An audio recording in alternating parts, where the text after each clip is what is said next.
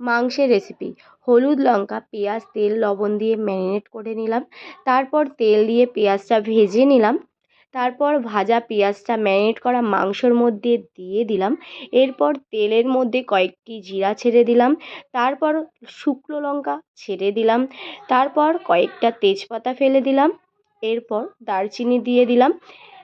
তারপর কয়েকটা এলাচ দিয়ে দিলাম। এরপর কয়েকটা লবঙ্গ দিয়ে দেব। তারপরে ভালো করে নেড়ে নেব খুন্তি দিয়ে। তারপর মাংসের গামলাটা তেলের মধ্যে ছেড়ে দিলাম। তারপর ভালো করে খুন্তি দিয়ে নেড়ে নিতে হবে। ভালো করে ধাক্কা মেরে মেরে নেড়ে নিতে হবে।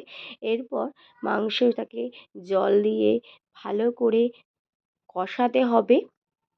দেখো, মাংসটাকে ভালো করে কষিয়ে নিতে হবে। এরপরে আমার মাংস রেডি। তো কেমন লাগলো, চ্যানেলটা সবাই সাবস্ক্রাইব করে দিও।